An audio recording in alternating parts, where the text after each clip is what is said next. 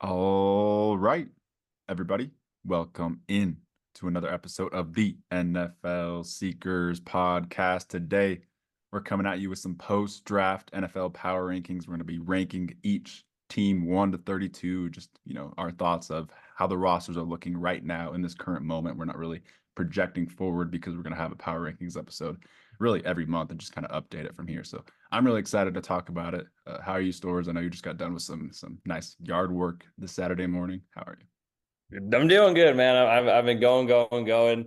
Been moving my wife's grandparents out of their house into another house, getting some hard yard work done. I'm not wasting a day. There's no days off around here. It's just a lot of dog work if I do say so myself.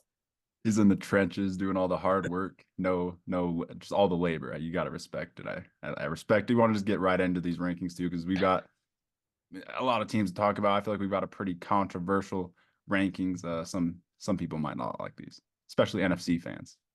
I mean, the AFC is superior. Sorry, NFC fans. It always is. It's just a different league, and it's a different league of quarterbacks in its own. But yeah, let's just hop into this. Yeah, let's just say our top 16 is flooded with AFC teams. There's just an overflow of of AFC teams just that are too good. But let's get right into it. Let's get into pick our team 32, our last team in our power rankings, the New York Giants. Ultimately, I think it comes down to every single team got better except the Giants. They have Daniel Jones as their quarterback. It's just depressing. I don't see a world where Daniel Jones really impresses and elevates this team too much. So maybe 32 is a little harsh, maybe lower than you'll really see them most places, but I just don't trust this Giants roster at all. Like I love Sexy Dexy.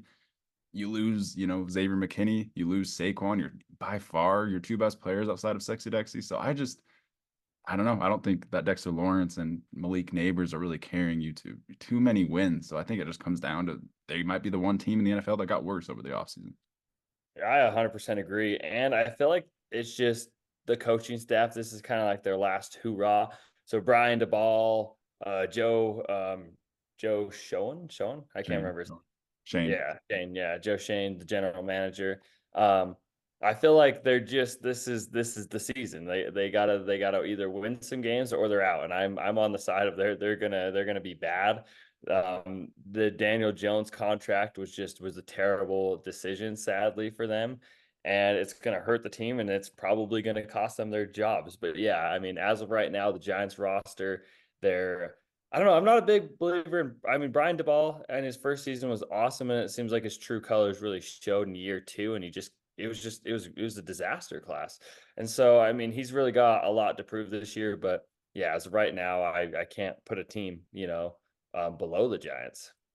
Yeah, it hurts because I do like Dable, so putting him as the last ranked team, it does hurt. But like, I really like Canales. I really like Sean Payton. I like the hiring of Gerard Mayo with these teams that are close to him. So yeah, Giants ultimately come in last place in our rankings. We named each tier, by the way. This is tier one. We're gonna call it mock draft season. All four of these teams should definitely get used to doing some mock drafts. Get ready to looking forward to next off season where you could really load up and build around your team. But let's move on to team 31, the Carolina Panthers. They're a team I'm really excited for. I love Canales. I loved Bryce Young coming out. He has a lot to prove this year. It's definitely a one of the bigger prove it years in the entire NFL. But I think what they added to that offense, bringing in Jonathan Brooks, Deontay Johnson, Xavier Leggett, Jatavion Sanders, I think it could be fun. It might take some time for all of them to mesh and get the chemistry and develop. But I actually am pretty optimistic with Evero coaching up the defense. I think the defense got worse. I will say that, but Evero will be coaching them up. So ultimately, we have them coming in one spot higher than the Giants.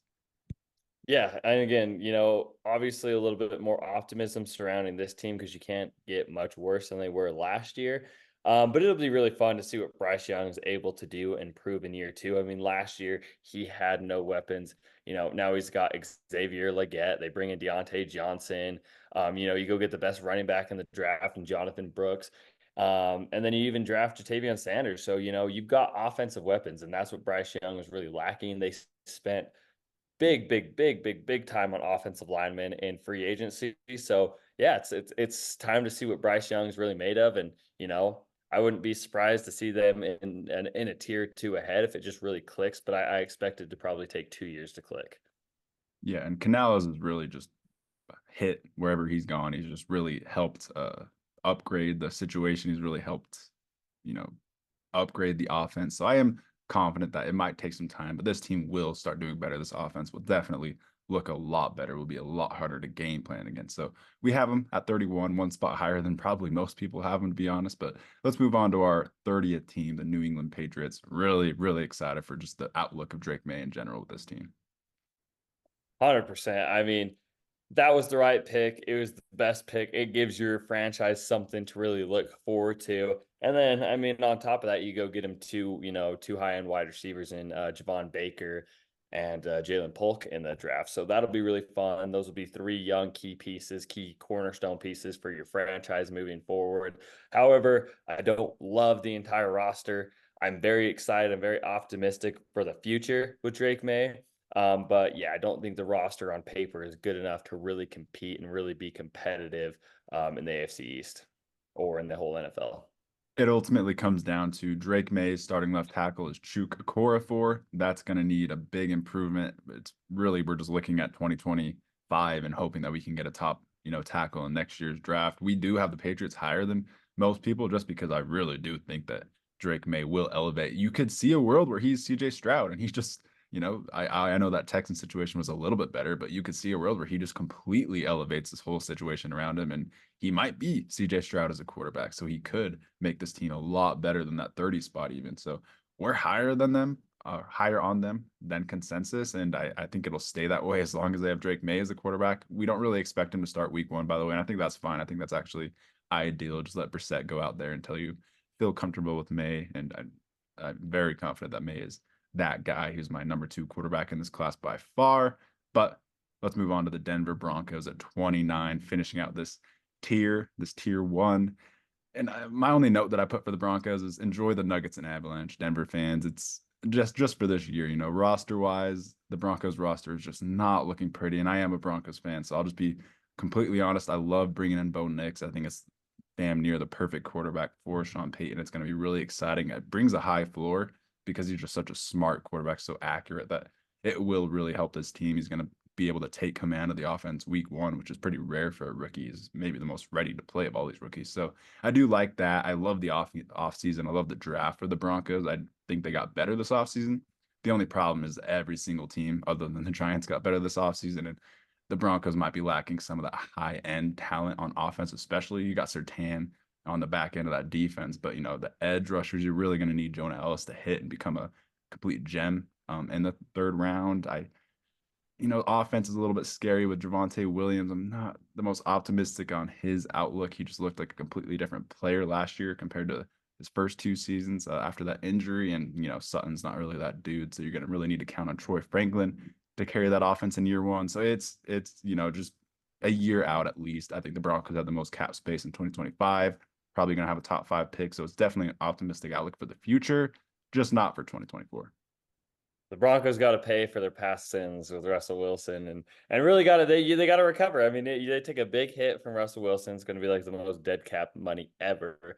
And obviously you traded picks for Russell Wilson and then you traded picks for Sean Payton. So, you know, but you go and get your franchise quarterback, and that's what's exciting. But yeah, you have to throw the Broncos in this tier just because of the high end talent. It just doesn't seem like their roster on paper right now is quite yet. Seems like they're going to be that chippy team that no one wants to play.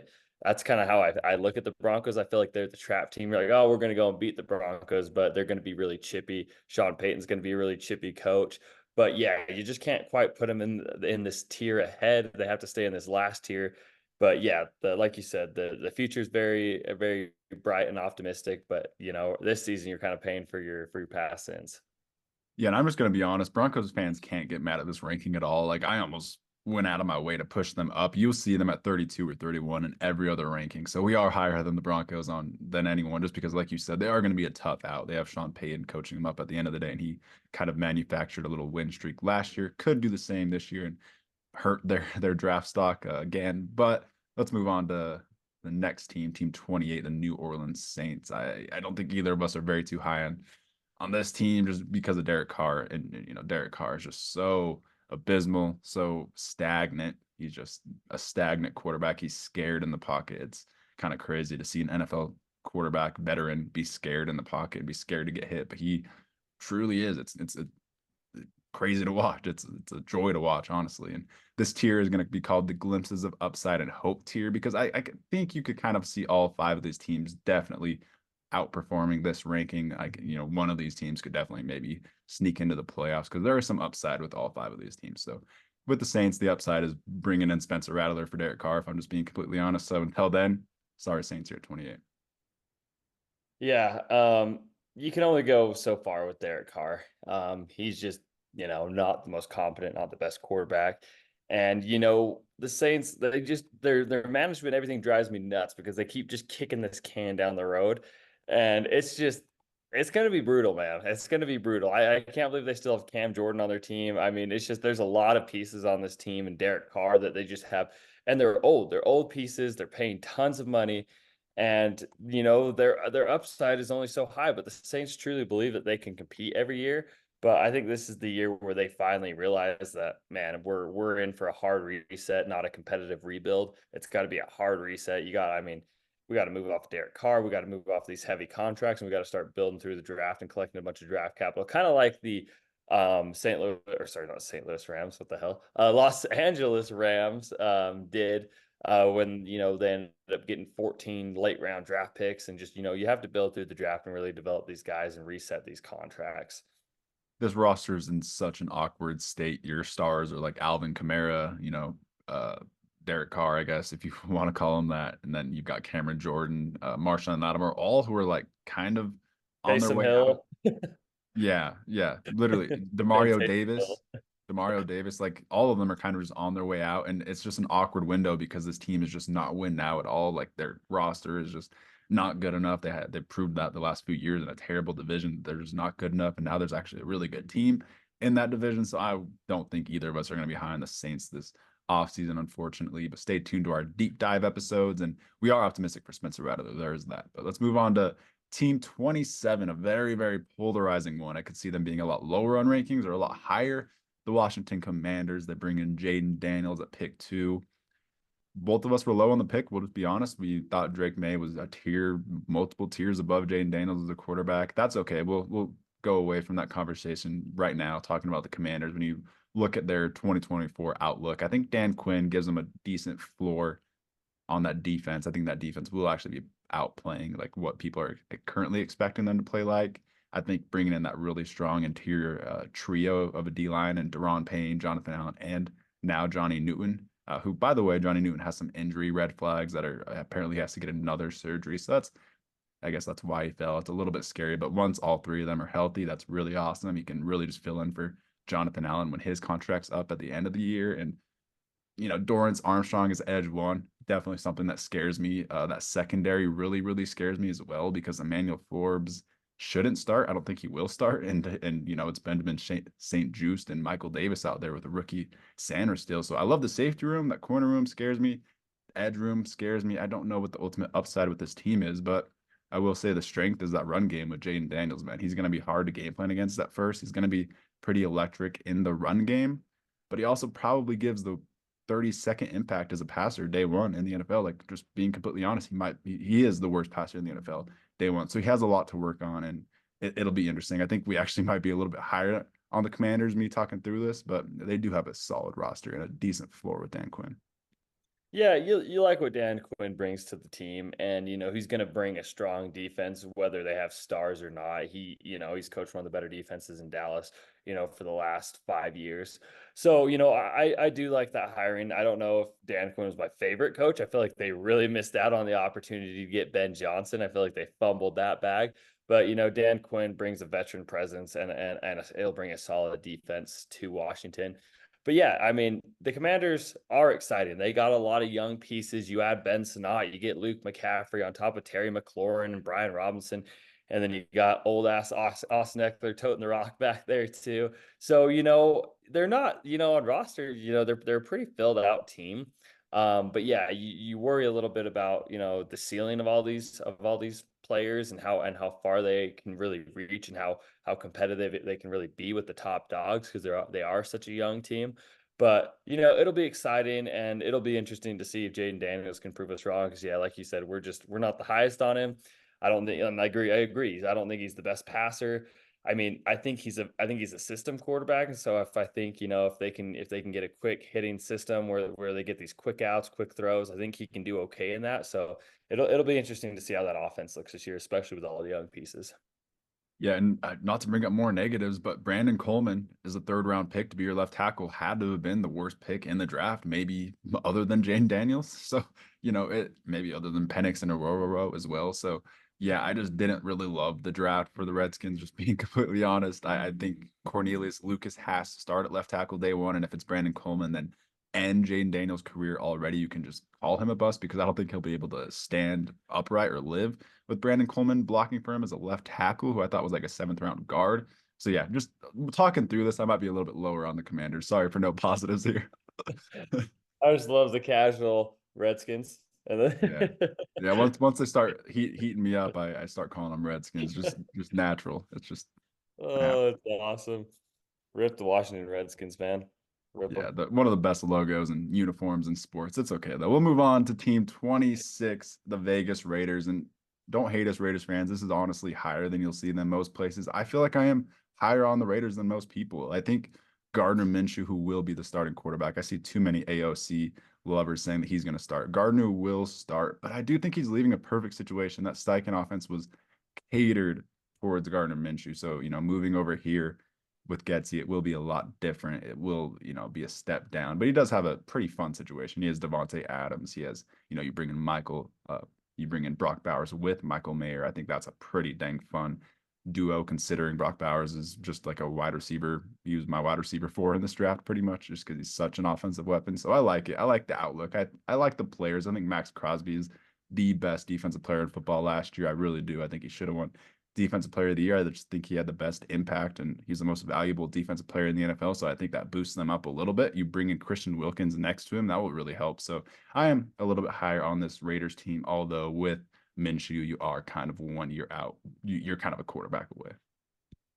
Yeah, I feel like that's the biggest, you can't, it's hard to judge the Raiders because, the roster isn't bad at all. They have those superstars. It feels like they have a decent depth.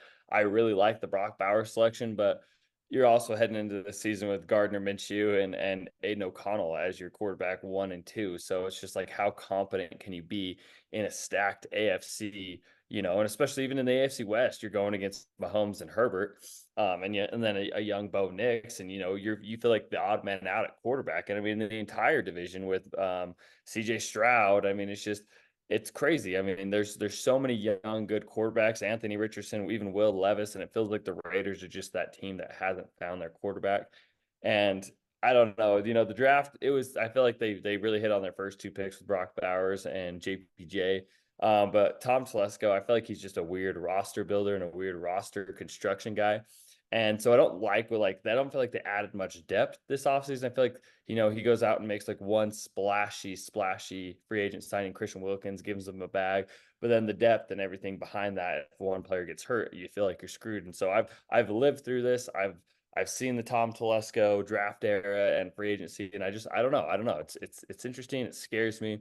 But again, you do got high end talent, just not with a good quarterback. So it's just kind of feels like the safe best area to put the Raiders. Yeah, the depth will ultimately hurt them once the injuries start coming through. Something to keep an eye on. I think Zamir White will be really fun. So definitely keep an eye on him in your fantasy leagues, especially redraft. I think he'll be really good for this 1 year. So with that, let's move on to our 25 team, the Tennessee Titans, one of the bigger risers of our, just list. They were definitely down in the 30s, ending out last season, and they're rising up because they really, really attacked their offense and honestly their defense. They have like a really filled out team now for Will Levis. It's a fun situation, and I know you like Levis. I love Will Levis. I thought the flashes that he showed were really good. I don't feel like he had the best receivers. You got an aging DeAndre Hopkins and Traylon Burks, which he's just hasn't been very good. But I really like what they did this year. I mean, they spent big. I mean, they went out and they went into like a win now with Will Levis type of situation. Um, the Tony Pollard, acquisition was a little questionable because I feel like he's just a little redundant with Tajay Spears. But I do like adding the veteran presence in Calvin Ridley and Tyler Boyd to help Will Levis in the passing game. I think that'll go a long way. You had a big right tackle in JC Latham, who's just an absolute mauler. That should substantially help the run game and keep Will Levis up clean. And who did I forget? They added somebody big on defense too, that I'm blanking. They added the Jarius Sneed and Cheeto Awuzie, so they have those Yes. two with Roger McCreary in the slot. They got Jarvis Brownlee behind them, like Devondre Sweat plugging up the middle. They really filled out that defense. It's a pretty good roster, and so if you believe in Brian Callahan, I wouldn't even be surprised if some people had him ranked higher. But again, it's just it's a brutal, brutal, brutal conference in the AFC, and you got to go through a lot of other good teams and a lot of other good quarterbacks. Yeah, we could absolutely rank them higher. Like, I love what they did with the offensive line. Lloyd Cushenberry, one of the most underrated signings. I thought he was the best center in the NFL last year. You got him, Skoronski, and JC Latham on the left side. Latham's just going to be a mauler, too strong with Bill Callahan coaching him up. That's just a little bit too much. But yeah, ultimately, like, I feel like we have him high. I would like to move him higher, but we got the Vikings right here next to him, the Cardinals. These are some really good young teams that have some upside as well. So love the Titans. I think they're just kind of bunched in with the Vikings and Cardinals. But let's move on to Team 24, the Minnesota Vikings. And this is I'll be honest, this was the hardest team to rank because they've got a damn good team. They have a stacked, filled out team, but we are operating under the assumption that it is Darnold year one. I think it's smart to sit JJ at least half the season in year one. He was a really, really young quarterback, really raw. I loved him. I loved the idea of him with a Kevin O'Connell or a Sean Payton. I love the upside. I love the tools that he possesses. I love his mentality. I have no doubt in this situation he's going to be a really good starting quarterback. No doubt. I just don't think there's any need to rush it. I just think you let Darnold go out there with that really good team and offense around him and see what happens. So we're operating under the assumption for right now. Again, these rankings are for this current moment in time. The Vikings are the 24th best team with Darnold as the quarterback. I think if JJ goes in there and he develops quickly, they could be a top 15 team. They could really be pushing for the playoffs because it's kind of just like that same situation with Kirk Cousins. I think they're kind of similar. I thought the Falcons should have drafted JJ McCarthy over Penix to be that Kirk Cousins replacement because they're kind of similar play styles. So interesting approach. I just think that there's a lot of upside with this Vikings team and a lot of good players. It's just hard to rank them. 100%. Yeah. And, JJ McCarthy, when he's right, I mean, I would love really just to give him 1 year to really sit behind, and really feel the speed of the NFL and practice and everything, and just get comfortable and get his feet under him. Because I think Kevin O'Connell is one of the best quarterback developers. Period. I mean, he had guys like Jaron Hall going out there and looking pretty damn good. Josh Dobbs. I mean, it didn't really matter who was playing. Nick Mullins. I mean, he had him throwing for 400 yards. So I think it's the perfect situation for JJ McCarthy. I think there's a really high ceiling with him in this offense, and it'll be exciting, man. I mean, they got some really, really good pieces. They trade up in the draft. I mean, they get Dallas Turner to really be a cornerstone for that defense. And the outlook is really high on them. And of course, you got, the best wide receiver in the NFL and Justin Jefferson.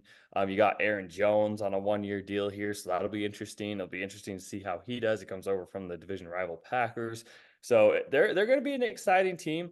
But yeah, I mean, under the assumption of Sam Darnold's your starting quarterback again, it kind of feels like you're in that kind of Nick Mullins type situation where your ceiling's only so high, and you can only be competitive in so many games. But they'll be a scrap. This is another scrappy team. They'll be a hard, scrappy team with Brian Flores as the defensive coordinator. They'll be hard. They'll be hard to play.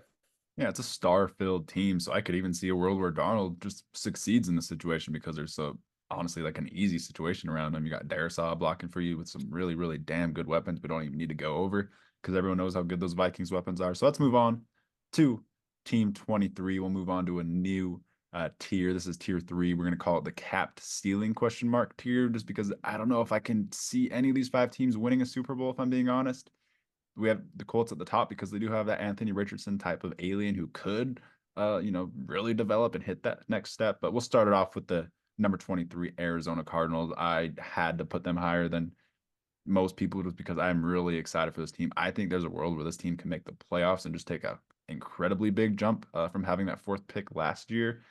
I think when Kyler came back healthy last year, they looked pretty fun. They had that game against the Eagles where they just dominated and routed the Eagles in Philly, and Kyler was just relentless in that game. He just kept going. I thought Kyler looked really good. I think Kyler's one of the most underrated players in this whole NFL. He could definitely argue that he's a top 10 quarterback. So I am going to be higher on the Cardinals this offseason. I'm really optimistic for them in this NFC, especially.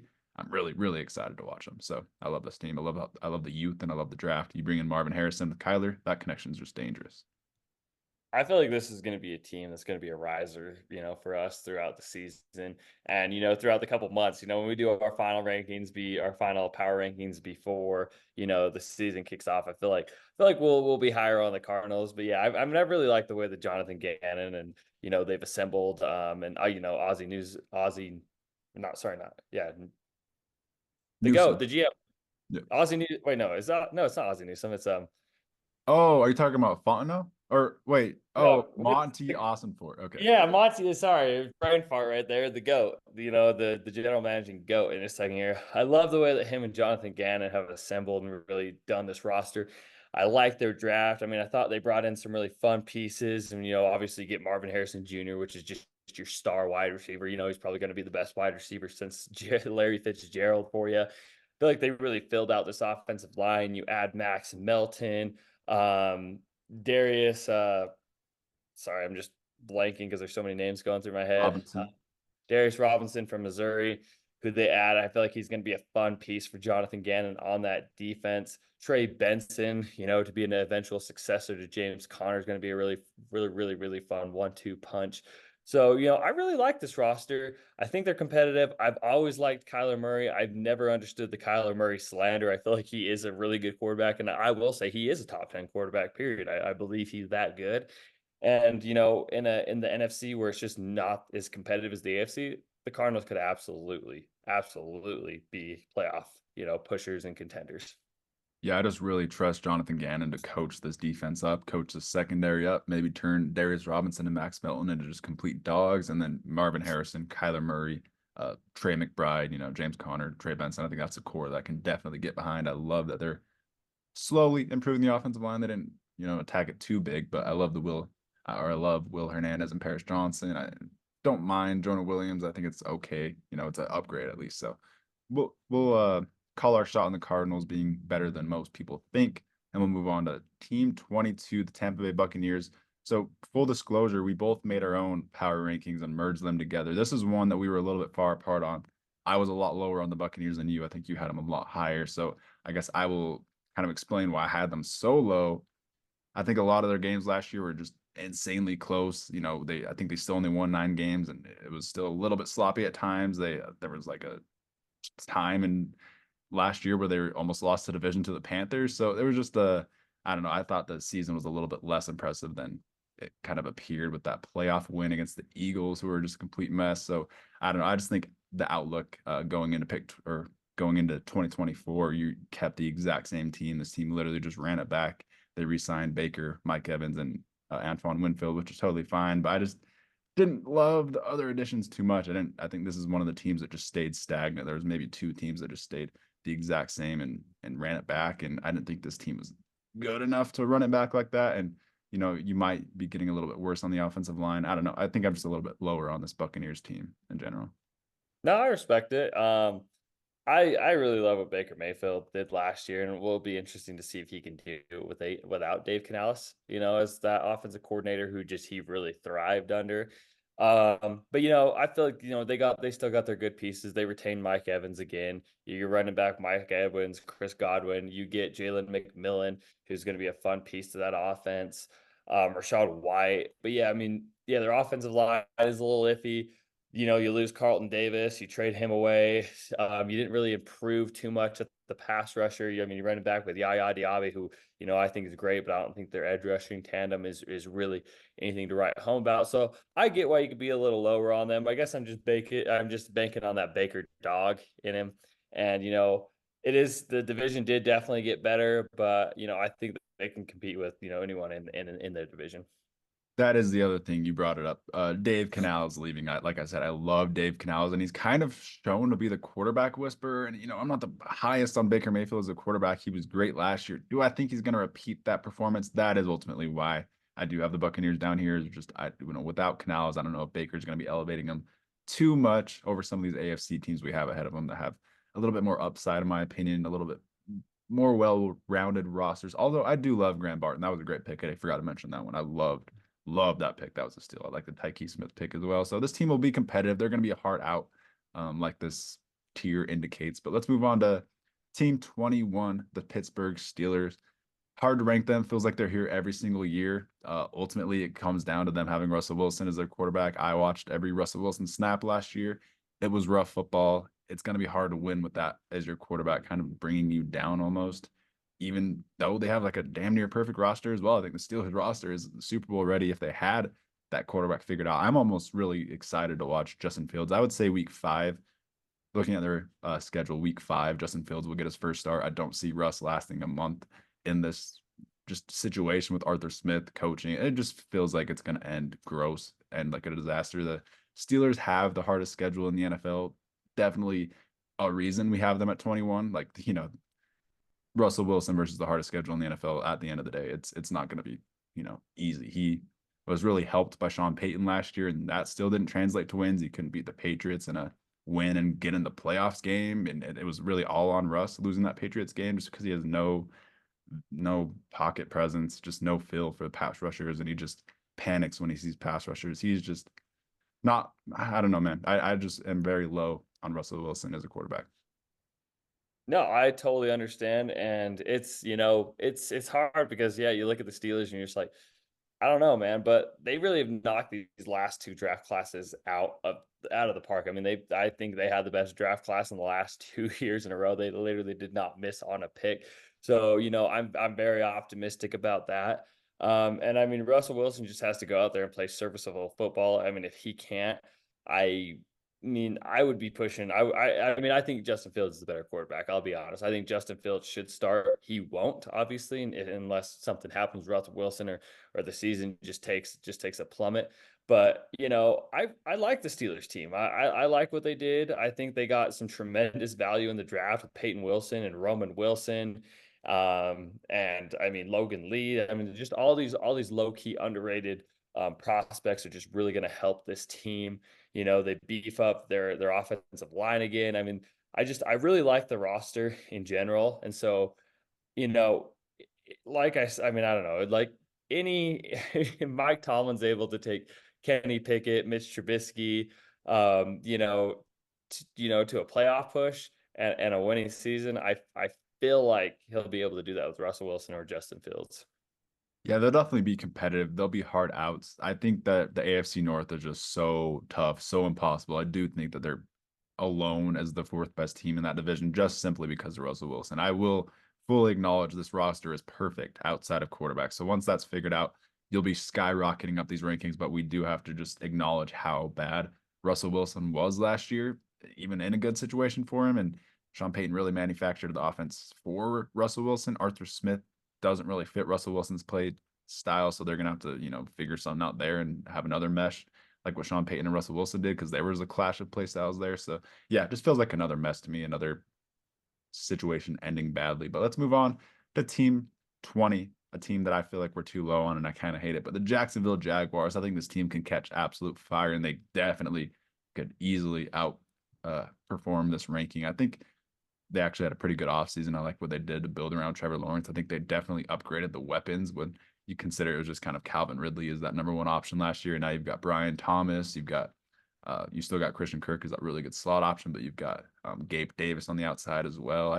I like the options that you bring in a lot more of a variety, probably more reliable weapons. So yeah, I really like the outlook for the Jaguars. Have them right next to the Colts. I think it's like a coin flip. It's a wash. Ultimately, I do think Anthony Richardson has like top 3 quarterback in the NFL upside, I might say. Like he could just hit the season running and just be an alien. He really does have that type of potential. So we will put the Colts 1 spot above, but it's really close, really tough. Yeah, I feel like these teams are going to split. I think it's going to be fit. You're really just 50-50. They're really just going to battle it out. I feel like they'll be they'll just be right behind the Texans in that division, just these two with like almost the same record. But yeah, I mean, I'd probably edge it out with I like Shane Steichen a little bit more. I like how the Colts have assembled. I like the value that the Colts got in the draft with AD Mitchell, Leatu Latu. I feel like they really just won those first two rounds. But yeah, I mean the Jaguars, they're gonna be a fun team, man. I really like adding Ryan Thomas Jr. I feel like he's gonna be the best receiver that um, Trevor Lawrence has ever thrown to. I feel like they got a pretty solid offense, but I don't know. I don't really see that super high ceiling for the Jaguars. And ultimately that's why they're going to be at number 20. And I don't feel like there's much to really elaborate on it. I don't feel like there's a super high ceiling for this team this year. I don't mind the ceiling if they come down with some more of those touchdown passes that were dropped last year. There was a lot of missed opportunities with Calvin Ridley and just the offense in general. I do think that there is a decent ceiling with this team that could be a lot better and outperform at least like the Colts. Like when you look at their defense, they've got Eric Armstead and Josh Allen. That's a pretty dang fun duo on that D line. It's better than the Colts can say with. I guess you bring in Latu Latu. That's damn near a wash. These two teams are just literally the same. So let's just move on to the Colts actually at 19 because it's pretty much the same conversation. I think they have a great quarterback. I think Anthony Richardson does have a little bit higher upside than Trevor Lawrence just because that arm is just ridiculous. He is an absolute bazooka and he's a great runner. He just needs to stay healthy. It is, maybe Colts fans think we're low on him, but Anthony Richardson didn't finish a game last year healthy. He got hurt in every single game he played in. That's a real fear with him. That's scary. He's coming off that injury and he's going to start the season. It looks like you do bring in Joe Flacco, so I'm very optimistic. Probably the best backup situation in the NFL. So I love that. But yeah, I love the Colts draft. You get Latu and AD Mitchell. Those are two impacts, day one impacts, two of the highest day one impacts in this entire draft with a lot of upside. I could see each of them being the best, edge rusher. I could see AD being one of the best receivers in this class. I just really like the upside there. I think the Colts have some work to do. Like the offensive line was a struggle last year. They didn't add to it at all. So I do think that could be something that no one's really talking about. But you love the weapons. It's just like a Madden video game with the JT, AD Mitchell, Alec Pierce, Josh Downs, Michael Pittman played great last year. So it's fun with Anthony Richardson. It's optimistic. Yeah, I mean, he's just got the quarterback guru behind him, trained him 2 seasons in a row now with Shane Steichen. And, you add some really good offensive weapons to this team. And so, you got Jonathan Taylor in the backfield. I mean, your offensive line, you do got some really good pieces on there, with Quentin Nelson. But yeah, it's like, I don't know. It's just, I don't know. The Colts they're an interesting team to me because I have them just borderline like just not making the playoffs. Just borderline not making the playoffs because I think the AFC North is kind of a powerhouse. I think the Texans own that division with CJ Stroud. I feel like, D'Amico Ryans is one of the best head coaches in football. So, I feel like, they got to go against that every year, which is just really, really tough twice a year. And it's a really chippy, these teams are just really close. And I don't know. I don't know. I really do like the Colts. I really, really love Shane Steichen. And I'm super excited about adding, AD Mitchell to that wide receiver room with Josh Downs and Michael Pittman. And obviously, you got Mo Alley Cox at tight end, who I don't think is, I don't think their tight end room is the greatest. But, they've always, they're kind of the story of the Colts. They've always just kind of been solid and, they'll be close. I kind of have them on the outside looking in right now, for like a wild card spot. But I'm not quite there with them yet. But I mean, if something does have the Anthony Richardson, I don't think they'll miss a beat because I mean, Joe Flacco last year was one of the better quarterbacks in the NFL. Yeah, both the Jaguars and Colts were what game away from the playoffs last year. I think it'll be the exact same this year. I could definitely see one of them sneaking in if a team has a down season. But let's move on to our next tier, the sleepers for a playoff run tier, teams that were a little bit higher on them most that we think can make a little playoff push and end the season really strong. I will start it off with number 18 with the Seattle Seahawks. I'm higher on them, man. I really am. I know you were a little bit lower, so it kind of averaged out here with me being really high on this team. I just love Mike McDonald so much. The Ravens had the best defense DVOA wise since that Broncos defense in 2015, a whole decade. So I just love Mike McDonald's game planning, his hybrid defense, his game planning against certain quarterbacks is just brilliant. So I love that when you pair it with you bring in Byron Murphy to pair with Draymond Jones, Leonard Williams. You got a really fun secondary with my boy Devon Witherspoon. I absolutely love him. You got some fun safeties in there. I really like what you did in the draft with the offensive line. You get Christian Haynes just be one of the best guards in the NFL. You bring in Laken Tomlinson to be a solid guard. So that was bold. Christian Haynes has potential to be one of the best guards in the NFL. He's got a lot of upside, but I think he's going to be a really good starting rookie day one guard. Got a lot of high floor. Sorry about that. That was bold there. But yeah, I just really like this situation. I think Geno Smith's like a poor man's Jared Goff, but you're paying him like 30 million less. I think it's a pretty good contract at this point. I think he's still playing some good football. So I do like the Seahawks team. I think Mike McDonald will make them really tough outs. Yeah, no, they are a good football team. And the coaching staff is really good. I mean, what Mike McDonald's going to do is going to be really fun. They added Jay Harbaugh for the special teams. So I like the mentality. I like what they're building there. I thought it was probably time to move off of Pete Carroll. I thought it was time for a fresh new face there. Um, and they the roster is pretty good. I just don't know how high I am on Geno Smith now in 2024. I thought he played really good football in 2022. I don't know. I'm not super high on Geno Smith. I think his ceiling is capped. I think he's kind of getting to the twilight years of his career where he's slowing down. But I mean, he's got hell of receivers to throw to, man. Obviously there's DK, Tyler Lockett, and Jackson Smith and Jigba, and you got Kenneth Walker, toting the rock behind him. So all the talent is there. I do worry about Gino and how far he can ultimately take this team and if he's able to overcome some of the better quarterbacks. Yep, we're just two opposites in that one. I am pretty optimistic for Gino. I thought he played pretty well last year. I feel like he still has that zip on that arm, that deep ball accuracy. So it will be interesting to see where the Seahawks end up. I believe we have them as the eighth team in the NFC, just one spot out of the playoffs, which is a little bit depressing. But as you see here, the Falcons Bears got a lot better. So they're going to be fighting for those last spots in the wild card. Will be really fun. But let's move on to your team, the number 17 LA Chargers, man. Herbert and Harbaugh. Yeah, Beautiful. this is gonna be a controversial one right here, man. I'm obviously a little higher on them. I've obviously watched this team very closely. I see every single move that goes on, period. But you might not have the best and the best roster in the NFL. You lose a lot of your star talent in Mike Williams, Austin Eckler, Keenan Allen. You lose a lot of those pieces, but those pieces have been so readily available in Justin Herbert's career. You never know if Mike Williams or Austin Eckler or Keenan Allen, for that fact, is going to be trotting out onto the field, any given Sunday. And so I like the way this team is built. I feel like, they're built tough. They're built to last now. I feel like I like what they did in free agency. They're bringing in a lot of these guys on 1-year contracts, prove it deals. And it's gonna, Kristen Fulton, who didn't have his best, career, and he didn't really fit that system in Tennessee. He comes over. Will Dissly, you get one of the better, blocking tight ends in the NFL to really help that run game, which you need so desperately. You bring Joe Alt.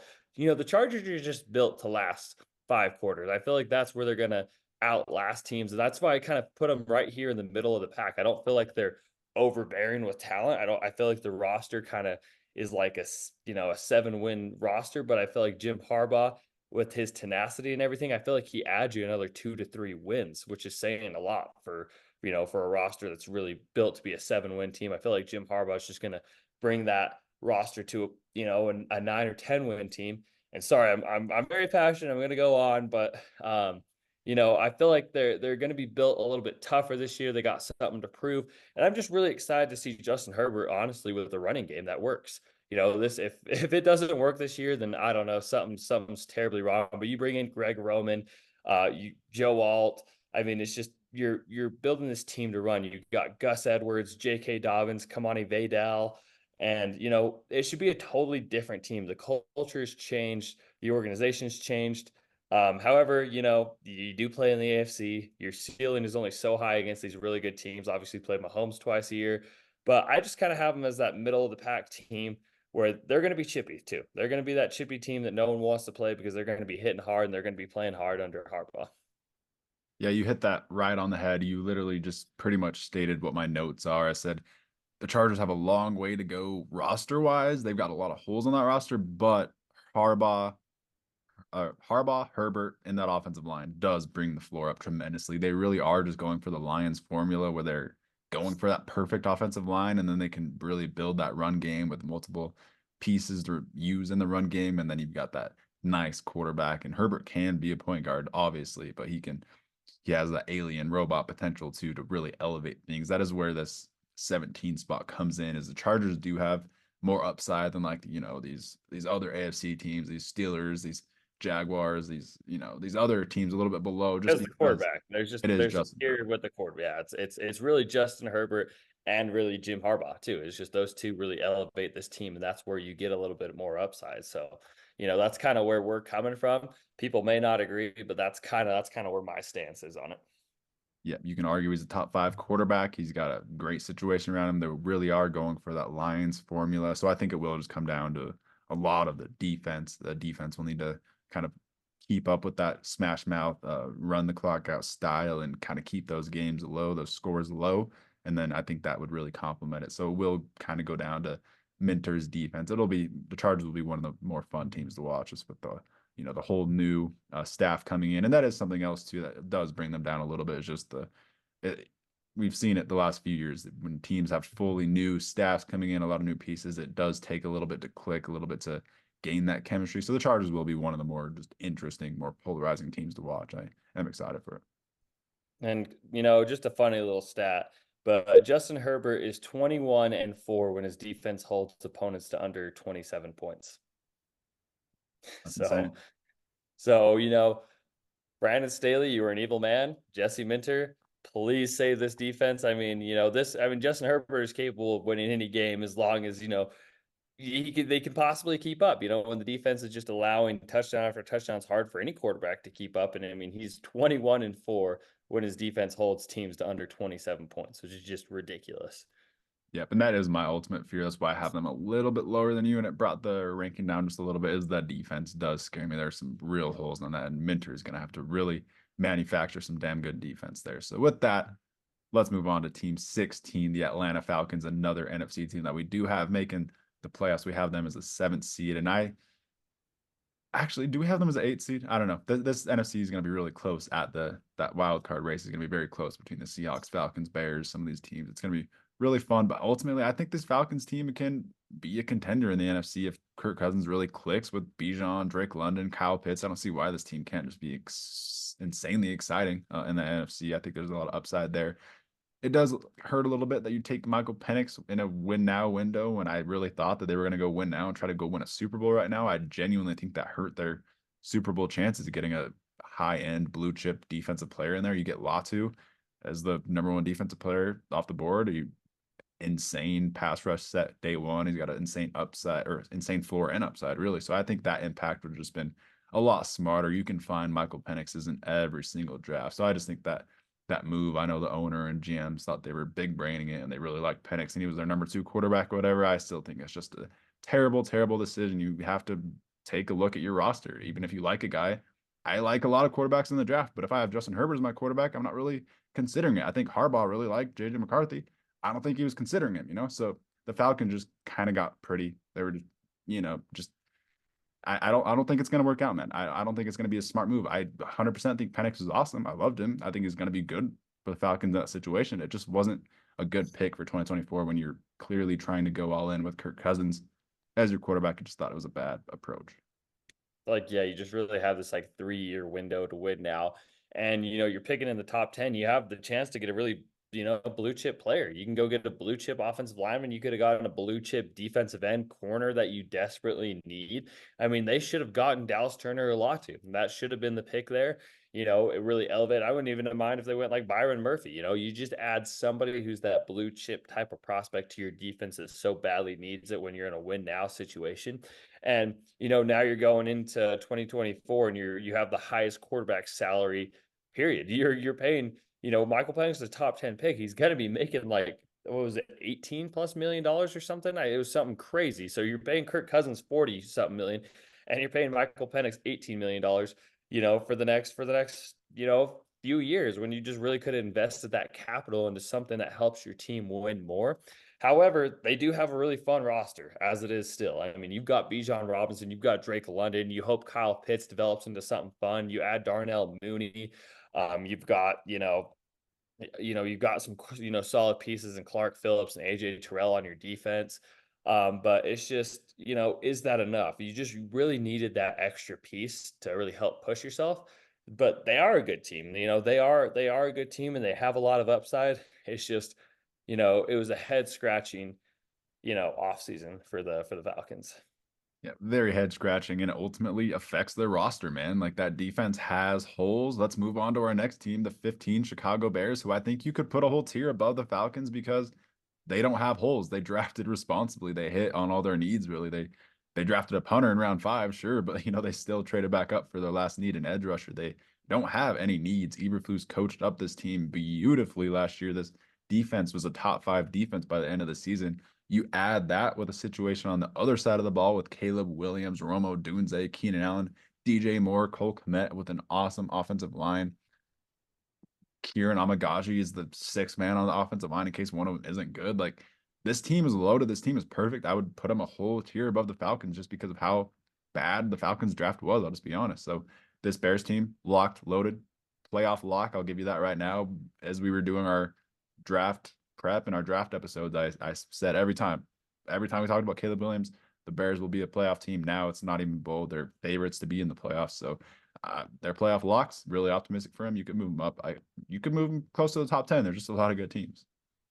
They're just perfect, man. The team is Ryan Poles has assembled just a perfect team. I don't know if they have the highest end coaching staff, which is just maybe why they're not cracking the top 10, honestly, for us, because their roster is that perfect. But it's gonna be fun, man. I think me and you are gonna be higher, kind of like we were last year on the Texans. I feel like me and you every single week said we are gonna be higher on the Texans than any other person. We like them that much. We like the way they've assembled their roster. We love the coaches. We love CJ Stroud. But I feel like that's this year's Bears, and it's not really that bold when you look at their roster, and you have Keenan Allen, DJ Moore, you draft Romo Dunze, you get one of the most electric quarterbacks to come out of the draft class in the last 15 years. Your defense is just quite honestly perfect. You got one of the better corners in the NFL and Jalen Johnson. But yeah, there's no weak spot on this roster, and the depth is pretty good. And I just Caleb Williams can take them as far as he can. That's what it's going to be. And I think that'll be playoff locks for sure. And I'm going to guarantee the Bears make a playoffs right now. Yep, some absolute superstars on this team that are going to carry them to the playoffs. Caleb Williams, a generational quarterback. Jalen Johnson, Montez Sweat will just eat on that Eberflus defense that was just so good last year. So I love it. Let's move on to our number 14 team, the Miami Dolphins. This is a team that Stores was actually a lot lower on. Kind of evened out their ranking a little bit, but they're polarizing, man. First of all, we'll get the tier out of the way. This is tier 5. It's called the extremely tough outs tier. When you look at these teams, obviously these rosters are great. They're going to be really hard matchups and hard game plans, especially moving on to our number 14 team, the Miami Dolphins. They're going to be really hard to game plan against defensively. It ultimately comes down to Tua. We both just don't love Tua as a quarterback. We don't think he's worth paying at all. It does cripple you. You look at the Cowboys right next to him. You've got a really great roster, but you have to get rid of a lot of players because you just paid Dak Prescott, who's Dak Prescott's a lot better than Tua. I'll give him that, but he's not gonna really elevate you and get you that Super Bowl. I don't think even with a CD Lamb. So we don't ultimately see Tua getting a Super Bowl, getting close to a Super Bowl, and he has the perfect situation around him. That's not a good thing. You probably need to inject some upside into that position if you have a perfect, really roster, a perfect situation, but you can't really be hopeful for a Super Bowl just because of your quarterback's upside, your quarterback's arm talent. Really, when it comes down to it, in the playoffs, he was struggling to get screen passes to his receivers. He was struggling to not get the ball to flutter in the air for 10-yard out routes. So, I mean, just don't like Tua, man. That's what it comes down to. I think this Dolphins roster is one of the best in the NFL. The offense is beautiful. Just outside of quarterback, it hurts. Seriously, no, it really is that. I mean, they have assembled, a damn near perfect offense. Tua is such a system quarterback. I mean, literally everything affects this guy. If Tyreek Hill is not having his best day, then Tua is not going to be very good. And Tua, he kind of made a little mockery. He's like, "Oh yeah, Tua, I'm not good unless Tyreek Hill." Yeah, you're not. You're really not. Tyreek Hill and Jalen Waddle are two of the fastest players and they're fast and have incredibly good hands. So they create more separation than any other wide receiver duo in the NFL.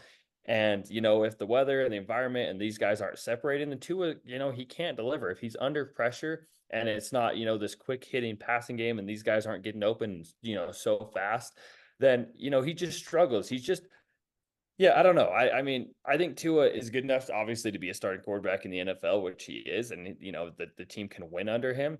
But it's just it only goes so far with Tua, man. And if you're really thinking Tua is worth $50 million, well, guess what? That $50 million contract, you're probably gonna have to move off of Tyreek Hill. You're probably gonna lose a Jalen Ramsey. You're probably gonna lose a good offensive lineman. And then what does the Dolphin team look like? What does it look like if you pay Tua $50 million? Tell me that.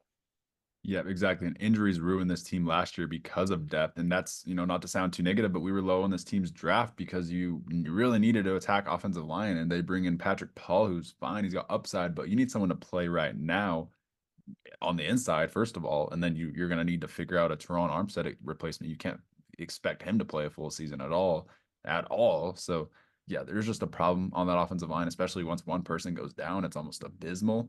Don't know how they haven't brought Connor Williams back yet. Some questionable decisions from that front office. I thought Chop Robinson was a good pick, but when you get Jalen Phillips and Bradley Chubb back, you've got Chop Robinson as a third edge rusher, and there's probably some more pressing needs that you really needed to try to compete with this team. The window isn't too big, but Tyreek Hill could retire next year for all we know, dude. The guy's the most sporadic dude in the entire NFL history. So this team's just interesting. We're going to be a little bit lower on them ultimately because of the quarterback. When you look at the quarterbacks for all the teams on the right side of the screen, a lot better, a big upgrade. So that's kind of what it comes down to.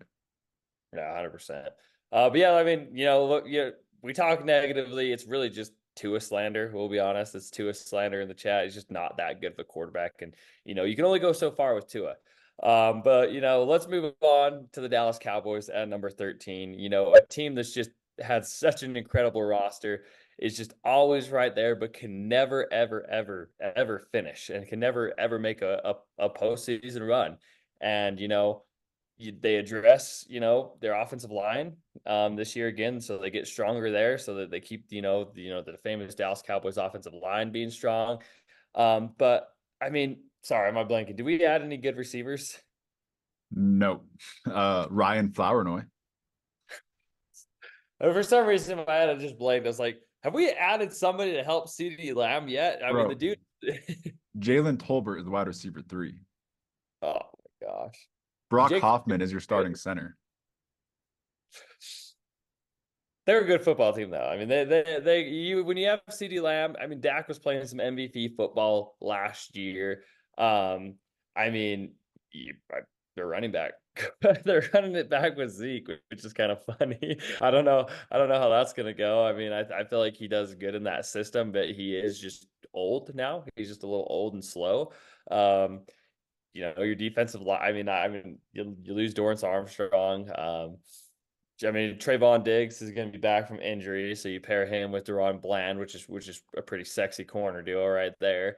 But they're a good team. They'll be competitive.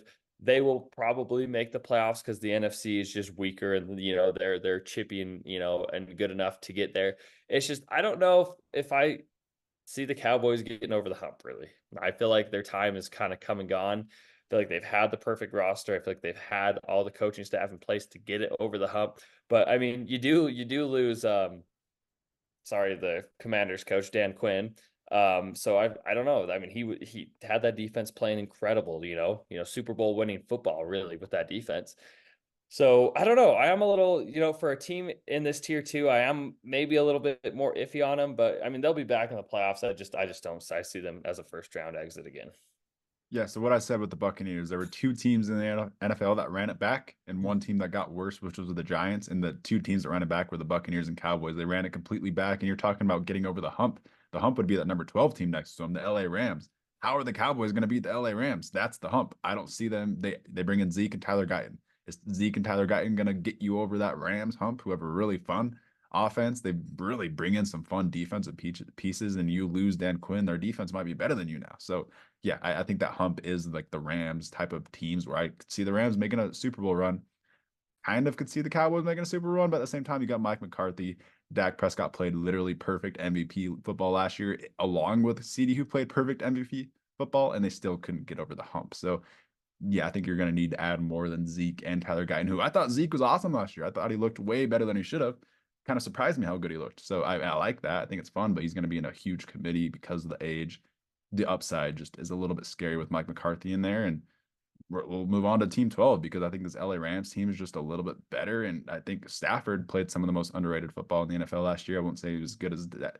I don't think he was as good as Dak, but I do think like relative to the situation around him, I think he elevated a lot more than Dak. I thought Dak was just, hyper targeting CD and it worked out. And Stafford did the same. He really trusted this rookie receiver right here, Puka Nakua, but he was just an absolute revelation. You've got Cooper Kupp too. And, you lose Aaron Donald, but you could argue that defense got better. You got a lot more like just pieces on that defense to add. You got a pretty fun secondary now, bringing in Tre'Davious White. You Byron Young was a pretty fun edge rusher for me. I think Kobe Turner will be nice on the interior. You don't have Aaron Donald. I don't think Braden Fisk is good, to be honest. I think he's not to be negative, but I think Braden Fisk is a bust. Whoa, come The more on. I watch him, but Jared Verse is awesome. You get two Florida State guys. I think they tried too hard to be cute with that two Florida State guys thing, but I know you love Fisk. I like the system he goes to a lot. So, if anyone's gonna make him good, it's gonna be, it's gonna be this Les Snead built team, Sean McVay. I just feel like, they came into the right system. I mean, Jared Verse, I really like him. I like his motor. I feel like they did kind of get better on the defense. I just feel like they kind of filled it out a little bit more. There's more depth. It's really coming together for this Rams team. And they really do have a shot. They really do have a shot. They were very competitive. I mean, we going in, last year, I'll say it, we went over their roster and we laughed at it because it was damn near horrible. I mean, we looked at it and we were just like, this is horrible. How can you be serious? And it's a roster that just had something to prove, and they played way above their means. I mean, they played with the best of them. They won a playoff game. So, this Rams team's scary, man. And Matthew Stafford, he's won a Super Bowl before with the Rams. I feel like, he won it with a very you know, overloaded talent roster. But now I feel like they're just a really young, exciting, fast, chippy team, and I don't feel like there's any reason they can't compete for the NFC divisional rounds and stuff. I feel like they really took that next step this offseason, and the sky's the limit for the Rams, man. It sucks to say, but Sean McVay has built that LA team just perfect. Yeah, and if Stafford stays healthy, I think this team really can make a Super Bowl run. I really do. I think secondary was a big need in this offseason. I thought it was one of their biggest weaknesses last year. And they bring in Trey White, Cam Curl, Darius Williams back from Jacksonville. I really love that. Cam Kitchens. I just think you bring in a lot more options for this team. It's got a lot better depth. And I am very optimistic for this team. Not to mention your interior offensive line trio, which is Jonah Jackson, who you bring in for big money. You move Steve Avila to center and Kevin Dotson at right guard. That is 1,000 pounds between the three. That is insane, just maulers. So absolutely love that. Very optimistic for the Rams and their playoff run that they will make. Again, let's move on to Team 11, the New York Jets, who definitely get better, a lot better. I mean, if you get a healthy Aaron Rodgers last year, you're playoffs. I mean, your defense has just been insane. I mean, the Jets defense, the amount of times where they were holding teams to under double digit points. I mean, they're holding teams to 9, 10 and under. I mean, it was just insane. Their quarterback play was so atrocious last year. It was sad because they were such a talented roster. But this year, if Aaron Rodgers stays healthy, you add Malachi Corley, you add Mike Williams to that team too. You get stronger on that offensive line. You draft Olu Fashanu in the first round. You add some veteran offensive tackles, and so if somebody gets hurt, you have depth. And that defense, man, it's so solid. It's been so deep. Their corners are elite. Their defensive, every level of the defense has elite playmakers there. And so, watch out, watch out. I think the Jets, they're for real. They're here in the AFC East. I think they want to take that. I think they want to take that division title, and they can run. They can go as far as they want. It all depends if Aaron Rodgers are going to play MVP football or not. You bring in Hassan Reddick, Tyron Smith, Morgan Moses, Malachi Corley. This is the best team in the NFL. This is the best roster on paper in the NFL. The 11 ranking really comes down to Aaron Rodgers' health. Will he finish the season out? How will he look? It's a big question mark coming off that Achilles injury at his age. It's nothing against them because we're fully acknowledging that the Jets have the best roster in the NFL. Like it's just silly looking at it the way it's constructed. There literally isn't a weak spot. Like we say that with a lot of teams, but this Jets team has the best roster on paper in the NFL. It's just absurd. It's ridiculous. This offensive line is their backup five could be better than some starting offensive lines. And I think the whole narrative last year with the Jets offensive line was just terrible. I know you bring in some pieces, but Joe Tippmann was pretty good last year. Elijah Vera Tucker is great. So I thought there was just some overrated narratives with that Jets team and with this, the quarterback situation being handled. I think it's going to be really fun and really positive for the Jets. Let's move on to Team 10, the Cleveland Browns. Really similar, I would say. This team has almost maybe the second best roster on paper, just an absolutely filled out, stacked roster, another incredible defense. So they're just right next to the Jets. Really hard to rank the two, but I love this Browns secondary. This Browns secondary just plays like absolute dogs. Martin Emerson, Denzel Ward, and then Northwestern boy, blanking right now, Greg Newsome. Newsome. Yeah, just Yeah. absolute dogs. And then you've got Miles Harden behind him. You've got Miles Garrett, the defensive player of the year with Zadarius Smith. I just think this defense is too much. I will acknowledge Watson has to play better. He was abysmal last year. Maybe I want to move him one spot down behind the Jets just because Aaron Rodgers, even off that injury with his age, is better than Deshaun Watson. Deshaun Watson, I was high on him. I was high on the addition. I thought he was going to be really good. I wanted the Broncos to get him, but man, he was bad. Just no way around it. I was higher on this Browns team than anyone. I wanted him to succeed, but he straight up just held them back. So that is why they're at 10, have the potential to be higher, but it really all comes down to that quarterback. Yeah, no, and the roster is one of the deepest rosters. It's probably the best offensive line in football. A healthy Nick Chubb is probably the best running back. I mean, when we're talking true running backs, he's probably, the true best running back in the NFL.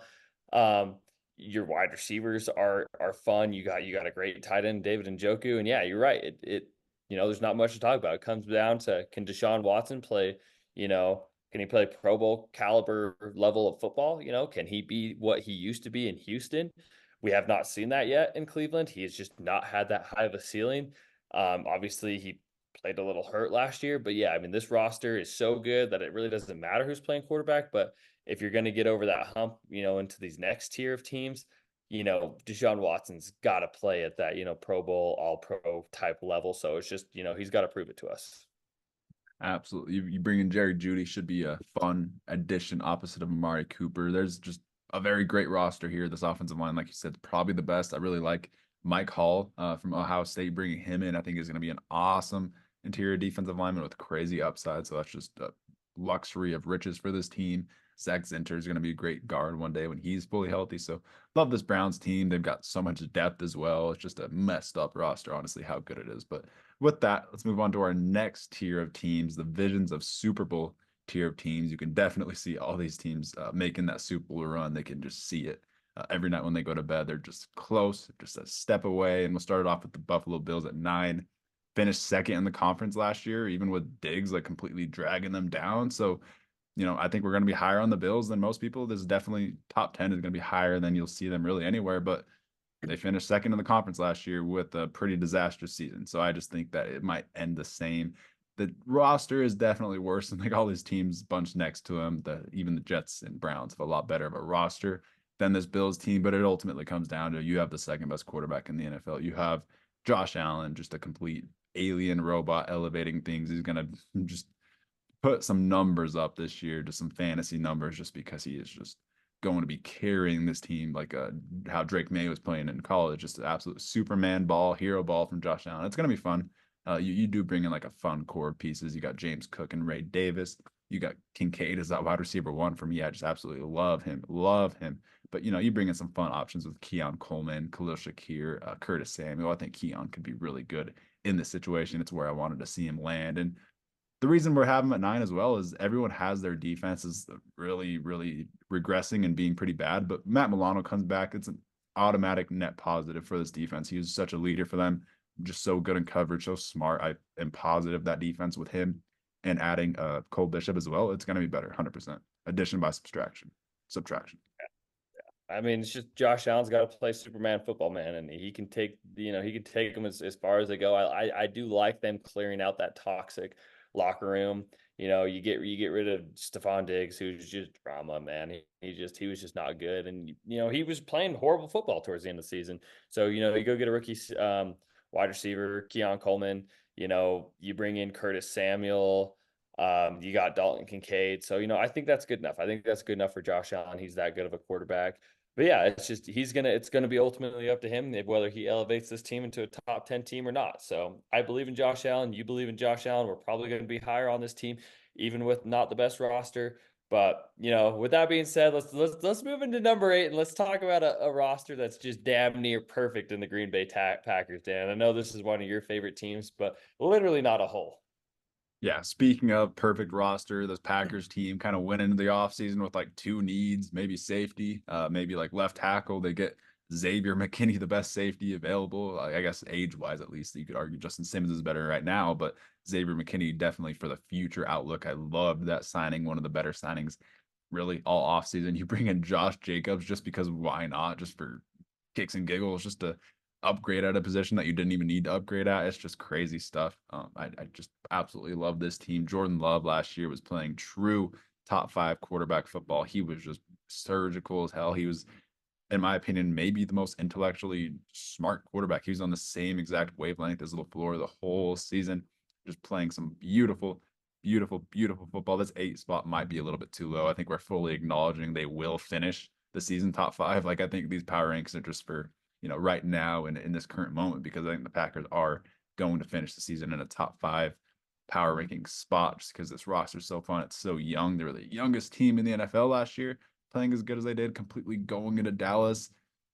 Like Jordan Love was just playing with Dan Quinn's defense. He was just toying with him. He had answers for everything. He had a perfect game against Dan Quinn while Dak Prescott was looking like a goofball against, Joe Barry's Packers defense. So it's levels in my opinion. I think this Packers team is going to be great as long as Jordan Love's there, and I think he's going to be great. Reach. I mean, you hit the nail on the head with every point there. It's just damn near perfect. Their mid-season, resurgence last year was just perfect. I mean, they make it to the playoffs. They're in a wide open NFC, division or conference where, they could take it. It's there. I think they're going to be right up there with the 49ers competing with them. And, by the time, we're getting to the start of the season, we may have the Packers in the top 5, but we will see. But let's move on to the Cincinnati Bengals here. A team, that looked like they might have regressed a little bit with losing T. Higgins and Trey Hendrickson. They end up, being able to salvage those deals and keep them, at least for the year. They go and they add Amarius Mims, to eventually overtake, your Trent Brown on the right side. But just, if Joe Burrow stays healthy, that's the key here. You're a playoff team without Joe Burrow almost. If Joe Burrow's healthy, you can go to the Super Bowl because he is an elite quarterback. He is up there with Mahomes. He can compete with Mahomes any given Sunday. They are the team to beat the Chiefs, really, in the AFC. They have their number. It's kind of like a 50-50 flip a coin type of team. And, I think the one area where people might worry about is, running back, but not worried. I like Zach Moss. I think Zach Moss is a great running back. You lose Joe Mixon. I thought Chase Brown for receiving and stuff showed some upside, who I'm really high on. It could be a Um, sneaky upgrade. That running back room could be a sneaky it could, upgrade. it really could. I mean, you get younger, you get maybe a little bit speedier with, Chase Brown being, you're kind of changing pace back. You add Eric All to your tight end room, who has a lot of upside. So I mean, I don't know. I like the Bengals roster, man. I think they're here to compete. They're here to run it back. They're in this window right now where they've got a lot of good players right before they have to pay them. So it's kind of maybe this year or next year is your window. Yeah, I'm honestly just thinking there's a lot of recency bias going on with the Bengals. A lot of negative discussions just because, there might be some big stars leaving and there's some negative discussions around Joe Burrow. People are pushing him down their rankings just because of that injury. And I mean, he's proven to be the only person to beat Mahomes in the playoffs. No one else has that over him. He's just a competitive quarterback. He's so smart. I would say he's the smartest quarterback in the NFL pre-snap. He has that Tom Brady X factor to him. So I'm not going to move him down my rankings because he got hurt and that team still almost made the playoffs. And I just think the team around him is awesome. You do get, I don't know, I would say you kind of stay neutral. Maybe the Bengals are a team that stayed neutral just because you do lose an awesome offensive coordinator in Brian Callahan, even though, Zach Taylor is already there. play caller anyways. But I think Cheeto, Awuzie, DJ Reader were pretty tough losses. You do bring in Sheldon Rankins and Chris Jenkins, who I absolutely love. Another steal of a pick, by the way, that the Bengals keep getting away with. I absolutely love that one. But yeah, I'm just optimistic in their secondary. I really love Cam Taylor Britt to take that CB1 jump. And I was really high on DJ Turner. So I'm not worried about this team. I think we'll be higher on them as well. Just a really good high floor team that's going to be in every game. They're going to be really hard to beat. And the AFC North, they're going to be needing to win. So 100%. They'll be competitive. They'll be right there with everyone. Joe Burrow's just got to stay healthy, and that's really the key. I mean, they really could have pushed for the Super Bowl this last year if Joe Burrow hadn't have gotten hurt. But number 6, Dan, the Philadelphia Eagles. A team that really took their biggest weakness in the draft, and Howie Roseman does it again, man. I mean, he lands Cooper DeJean and Terry, or sorry, wait, what? No, not Terry Arnold. no, Quinyon.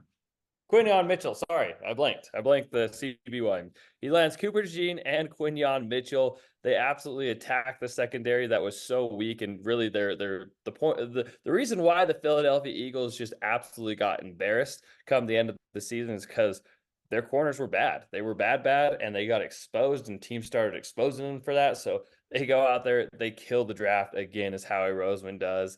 What do you make of the Philadelphia Eagles heading into 2024? Yeah, as I was making these rankings, I just realized that I'm just a lot higher on the Eagles than I even realized. I'm higher on them than most. This roster is just so loaded, and I love Vic Fangio. I love what they did for Vic Fangio, just bringing in like honestly that secondary is overkill. It was a huge weakness last year, but having Darius Slay, Quinyon Mitchell, Cooper DeJean in the slot with Avonte Maddox behind him in the slot, who's already a pretty good slot corner. James Bradbury is just, that forgotten about backup. You got Keely Ringo, Eli Ricks, Josh Jobe, who have some playing time and experience. So it's just kind of overkill now with Vic Fangio, especially Cooper DeJean is the most perfect Vic Fangio piece. He's just going to move around and he's going to be Eric Weddle. Let's be real. He's going to be awesome. You don't need to talk about that defensive line. You replace Reddick with Huff. I don't mind that at all. You get younger, and that offense is going to be awesome. You bring in some fun receivers to try to be that wide receiver 3 in the offense. That offensive line still maybe the best in the NFL, even losing Jason Kelsey. And I thought Jalen Hurts and Saquon Barkley is just going to really be hard to game plan against, really elevate this team. And at the end of the day, you have a great run game with great offensive line run blockers, and then you've got AJ Brown and Devontae Smith on the outside. It's still going to be hard to game plan against, even if you have Kellen Moore and Nick Sirianni ultimately bringing this team down. I think that will be the downfall, is just Sirianni. Sirianni is a pretty, like we were talking about, we don't really know what Sirianni does besides hurt the team. But I mean, outside of that, the roster is just it's just perfect, man. It is a win now. There's no reason. I mean, they're just built so good. Howie Roseman is the GOAT of GMs, in my opinion. He's just incredible. He finds value in every single round. And he's brilliant. He's brilliant. He constructed this roster brilliantly. And so, we'll see. We'll see. The roster is good enough to win a Super Bowl. It's just period. It is. 100%. You have to push it up because of that perfect roster. But let's move on to our final tier of teams, the S tier, we'll call it, the teams that can just sniff the Super Bowl. They wake up every morning and just smell that Super Bowl ring. They're all so close. These rosters are fully loaded and just ready to make that run. We'll start off with the Baltimore Ravens, who come in at 5. You got that 2-time reigning MVP Lamar Jackson leading you. You do lose a lot of pieces. Like, let's just be honest, we're probably higher on the Ravens than most power rankings just because they lost Mike McDonald, one of the best defensive minds. They lost Patrick Queen, Odell.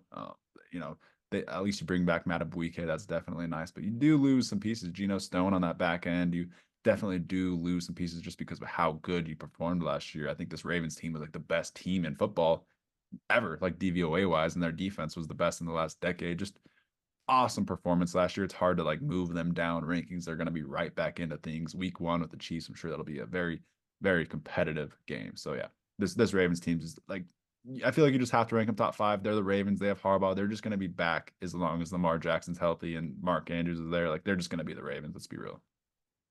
Yeah, their Ravens play the hardest, brand of football. After, teams after they play the Ravens, they can feel it. And now the Ravens add Derrick Henry to that squad. And I don't know how you're going to be able to stop Derrick Henry and Lamar Jackson. It's just an incredible 1-2 punch. I mean, who's getting the ball? It's scary either way. I mean, Lamar Jackson, who's just electrically fast and shifty, and then Derrick Henry, who's just a big bruising guy, who's sneakily fast. So that's going to be one of the most fun duos to watch this offseason. You get Zay Flowers come back in year two. Mark Andrews should be healthy, ready to go. And then your defense is just always scrappy and good. So, the Ravens, I feel like, for the foreseeable future, they are a top five team. It's hard to bet against the Ravens and how they're coached. I don't care if Mike McDonald's gone. They have a farm of incredible coaches that just seem to keep coming. It doesn't matter how many they lose. They just have somebody who's next up. Yeah, and I really like, the pieces that they bring in the draft as well. You do lose Jadeveon Clowney as well, but I mean, I like Odafe Owe. I don't mind like a Adisa Isaac to fill in for that Jadeveon Clowney role when you already have Kyle Van Noy and Ojabo as well. I really love bringing in Nate Wiggins. I think opposite of Marlon Humphrey, that's just crazy upside. We both really love TJ Tampa. Thought that was one of the steals of the draft because of how high we were on him. So yeah, I think this Ravens team just has a really effective offseason. They hit on their needs. Rosengarten will fill right in at right tackle, and he's got a pretty high floor. I think he'll be awesome. He was blocking for Penix's blind side last year, so he's got a nice pass protection floor. I thought Tez Walker has some upside in this offense. Honestly, as the outside receiver, he could end up being, overtaking Rashad Bateman. I think he has got some really good deep threat chops. So I really like that. Let's move on to our team for the Houston Texans. Like you said, we were higher on them than anyone you'll see last year. Went out of our way to push them up boards and rankings, but we weren't high on them enough. So we got to push them up even more this year. Just perfect stuff, man. I mean, the way they construct and build this roster is just incredible. I mean, it's a story of the rich get richer here. You add Stephon Diggs to an already incredible receiving core, Nico Collins and Tank Dell. You bring Joe Mixon into the backfield, which is a substantial upgrade over Devin Singletary, in my opinion.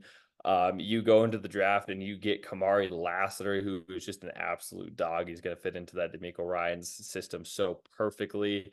I mean, every single thing, they just knocked it out of the park here. They're perfect on the offensive line. They're perfect on their defense. I mean, their corners are fantastic. Their receivers are high end. And then CJ Stroud, man, I mean, obviously a top five quarterback. You could maybe even lock him in for a top three quarterback at this point. But I mean, the level and the caliber of football he played as a rookie is just incredible. So I mean, if he even takes any jump next year into year two, which he should be more comfortable and better, this team is just ridiculous, man. It's scary.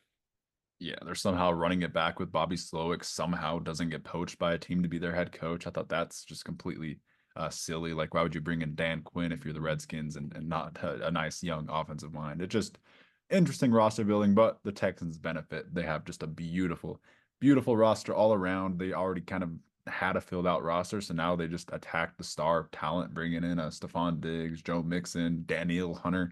Just honestly crazy that they had that bringing all those superstars in one offseason. They're just going to be cooking with fire with CJ Stroud taking that jump up. Like I said, he was easily a top two quarterback last year in the NFL. Honestly, I thought he might have been the best quarterback in the NFL, better than Lamar.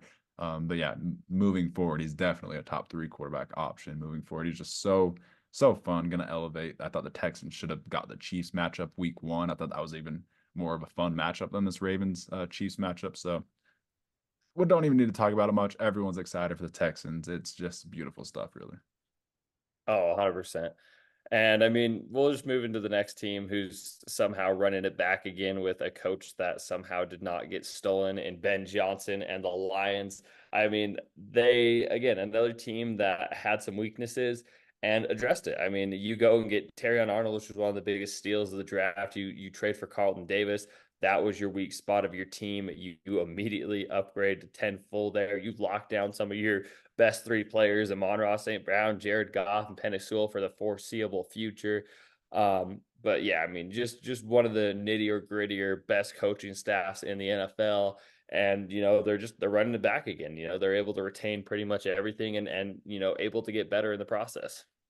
Yeah, I think they got better, and we saw how close they were to a Super Bowl. They were just a few crazy, silly, extra not Ben Johnson, Dan Campbell decisions away from the Super Bowl. So I really like what they did this offseason, though. They're bringing DJ Reader to fill up that interior alongside Aleem McNeil. That's instantly the best interior duo. That's just beautiful stuff. You get Terrion Arnold, my CB1, with Rakestraw like the Eagles. That's almost overkill. Now it's a really fun secondary. Bringing in Sione Vaki, dad's absolute sweetheart of the draft.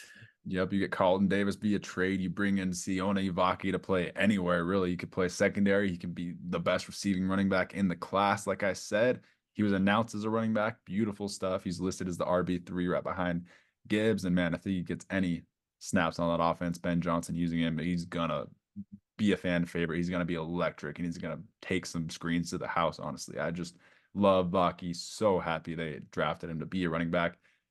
I'm gonna give you a little bit of hot take. I think the Lions' like true, real Super Bowl window is only one more year. I think Ben Johnson is that Super Bowl window, man. It's just too much upside on the offense. He just calls the perfect play every single play. When that leaves, it's gonna be really hard to find that replacement of offensive genius, really. So I think like you have a beautiful roster. You're set up well for the future, but your real true like your like almost Super Bowl favorite window is right now. You've got to just win this year. So I really liked what they did this offseason. Your offensive line set. I think your biggest weakness is really just Jameson Williams being your wide receiver too. That's it. Yeah, 100%. I mean, that's the one area we would have liked to seen them get better, obviously, at the wide receiver position. But again, you have such a perfect offensive line. It allows everyone else to open up. And, like they showed last year, it was just they really didn't even need that elite wide receiver, too, just because their line was so perfect. Jared Goff was just dinking and dunking all over the place. And it was fantastic.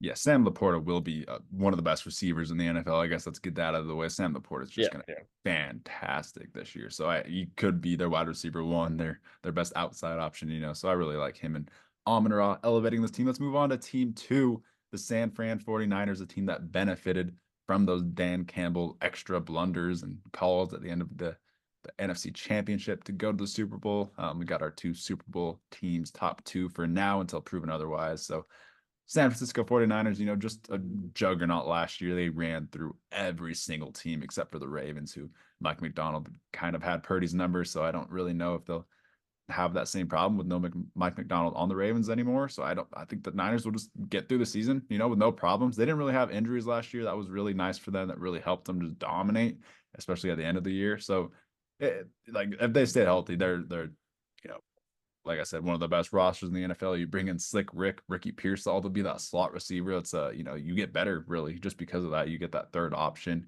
If they trade Ayuk, you got some flexibility with Jacob Cowing being a really nice slot as well.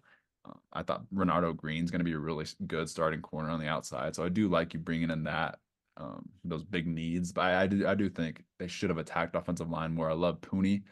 He should start day one, but I just think McKivitz is terrible. It might bring them it might ultimately hurt them. Like in the end, in the playoffs, when you're playing a team with really good pass rush, maybe you're playing a Miles Garrett in the Super Bowl, someone like that.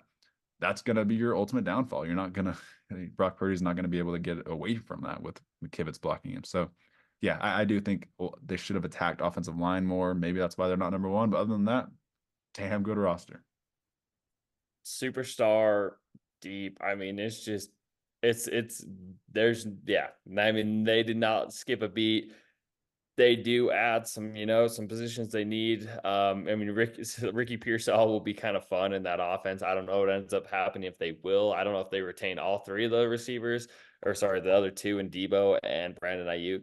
But I mean, there's just, these top two teams, there's just not much to talk about. The 49ers are built perfectly.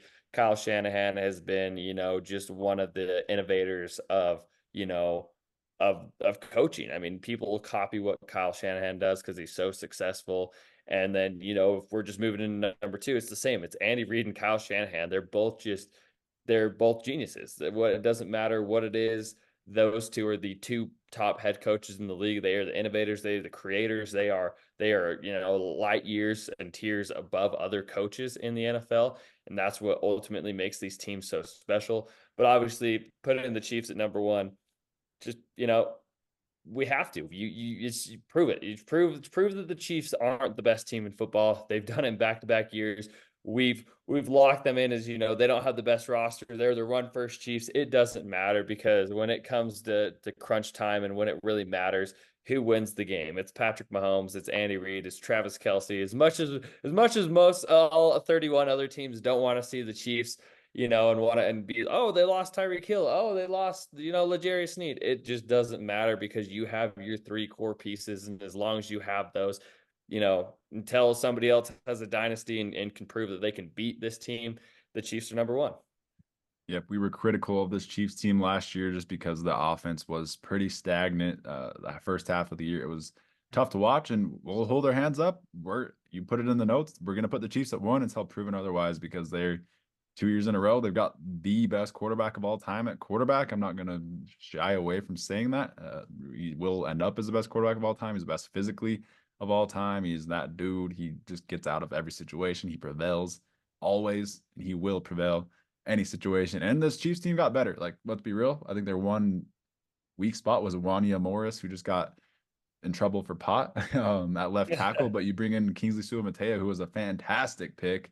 You get Hunter Norzad and CJ Hansen. Those are like three our guys linemen that they draft. Beautiful Jaden Hicks, Kamal Haddon picks. Xavier Worthy will be a Kadarius Toney upgrade at the very least. So there's that. But yeah, this team, it's running it back. They're beautiful. They have Mahomes. They're going to be right back with Chris Jones and Mahomes and right back in a Super Bowl discussion. Oh yeah, and it's as the 31 other NFL teams and fans of the other NFL teams, we got to take down evil, man. And obviously they're sitting at the top of the throne, and somebody's got to dethrone them, and that's just it's prove that somebody can do that to the Chiefs, because I don't see it right now. I think they're right back, and I think I can see them going right back in the Super Bowl and trying for this three-peat. They want it. They're hungry for it. It's giving them some more extra motivation. If they don't have enough motivation, they've already won 2 Super Bowls in a row, but they want to do something that no one else has done. They want that three-peat. They get Chris Jones back, and it's crazy. You add Xavier Worthy, who me and you aren't that high on, but if he's going to succeed in any team, it is the Chiefs. He's the fastest player in combine history, so they'll have a role for him. But it's prove it. Prove that you can beat the Chiefs. Until then, they're number one, and that goes all the way till week 18. I think they'll probably just hover at number one, even if they start out the season 0-3, because I'm not that worried about them. They will find a way to resurgence and find their way to the top of the throne. Yep. End of story. 31 other teams just need to catch up to this team, and that's why they're going to be at one. Like you said, they probably won't be the best regular season team. I feel like all four of these teams next to them will actually be better in the regular season, but when it comes down to it, when it matters, this Chiefs team is the team to beat. So really fun going over these power rankings. We went long, but we wanted to go in depth for our first power rankings episode of the year. We're going to have one of these every month. Super fun. It's going to be fun seeing the risers and fallers throughout the year. So yeah, really fun. Yes, sir. Everyone, keep liking, keep commenting, keep subscribing. Leave us the comments. Tell us what you want to do next. I mean, we got a lot of fun things coming up for summer. We're going to be trying to crank out 2 podcasts at least a week throughout, forever. Until you drag us off of these computers, we're going to be doing this. So, share some love, like, subscribe, all the good things. We appreciate it. We need it. We want to keep growing this channel. Hopefully we can do a giveaway soon, but keep sharing the love. Yep, we're going to start getting together our fantasy rankings. So keep tuned for some fantasy episodes. And then our next episode will probably be our ranking each quarterback like we did last year. We're going to rank all the starting quarterbacks 32-1. So that should be really fun. So stay tuned to the NFL Secrets podcast. Like, comment, subscribe for the algorithm. Peace out.